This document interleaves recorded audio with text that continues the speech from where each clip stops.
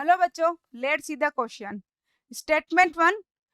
Zero and negative oxidation state of d block metal ion are not possible in their complex compound.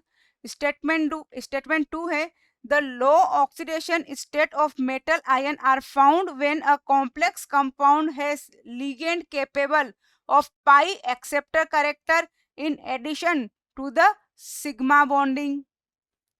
यहाँ पर दो statement दिए हुए हैं और हमें बताना है कौन सा ट्रू और फॉल्स है, और यदि स्टेटमेंट ट्रू है तो इस स्टेटमेंट 1 का करेक्ट एक्सप्लेनेशन है या नहीं. स्टेटमेंट 1 है कि जीरो और नेगेटिव स्टेट डी ब्लॉक के एलिमेंट में पॉसिबल नहीं है. ये स्टेटमेंट हमारा क्या हो गया, रॉन्ग हो गया, क्योंकि ऐसे एग्जाम्पल देखे हम निकल CO4.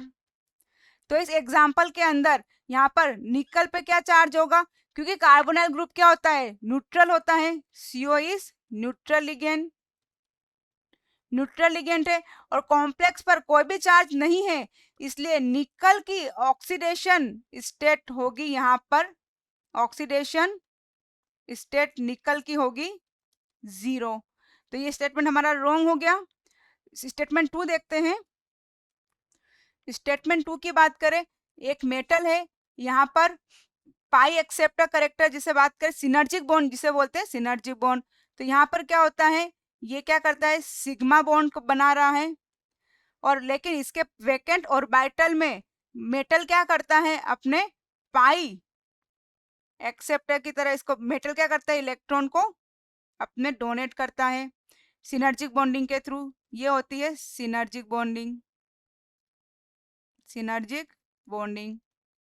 वैकेंट ऑर्बिटल या एंटी बॉन्डिंग, और सीओ के केस में एंटी बॉन्डिंग ऑर्बिटल में ट्रांसफर कर रहा है और ये वैकेंट ऑर्बिटल में भी ट्रांसफर कर सकता है.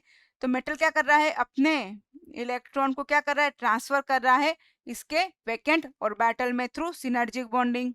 इसे बोलते हैं पाई back bonding.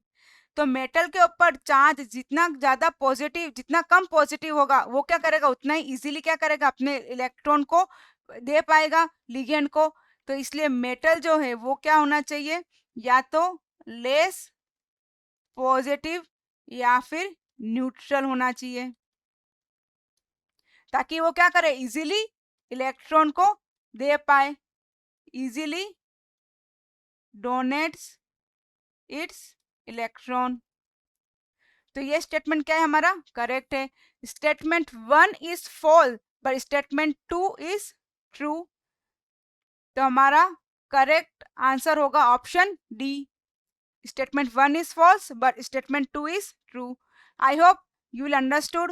Thank you. Best of luck.